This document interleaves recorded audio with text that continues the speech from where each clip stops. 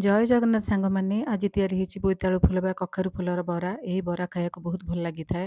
ପ୍ରଥମେ କିଛି ବୋଇତାଳୁ ଫୁଲ ବା କଖାରୁ ଫୁଲକୁ ଧୋଇକି ଭଲ ଭାବରେ ଛାଣିକି ତାକୁ ଭଲ ଭାବରେ ଗୋଟେ ଜାଗାରେ ରଖିଦେବେ, ଟିକେ ପାଣି ଯେମିତି ଝଡ଼ିଯିବ। ଗୋଟେ ଚାଉଳ ବଟା ପ୍ରସ୍ତୁତ କରିବେ। ଚାଉଳକୁ ବତୁରେଇକି ରଖିଥିବେ, ଅରୁଆ ଚାଉଳ।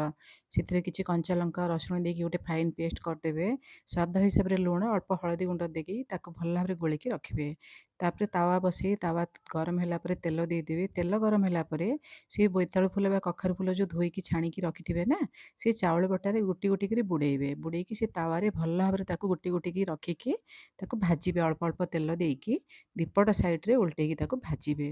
ଯେମିତି ସେଇଟା ଭଲ ଭାବରେ କ୍ରିସ୍ପି ହେଇଯିବ, ଗୋଲ୍ଡେନ୍ ବ୍ରାଉନ୍ କଲର୍ ହେଇଯିବ। ଚାଉଳ ବଟା ଦିଆ ହେଇଥିବ ନା, ତେଣୁ ଟିକେ କଞ୍ଚା ରହିଲେ ଭଲ ନୁହଁ। ଟିକେ ଯେମିତି ସିଝିଯିବ, ସେଇଟା କ୍ରିସ୍ପି ହେଇଯିବ। କ୍ରିସ୍ପି ବରାଟା ହିଁ ଖାଇବାକୁ ଭଲ ଲାଗେ। ଆଉ ଏଇ ବରା ମୋ ବଡ଼ବିଲରେ ସବା ସାନ ଭାଉଜ ତିଆରି କରିଥିଲେ, ଖାଇବାକୁ ବହୁତ ଭଲ ହେଇଥିଲା।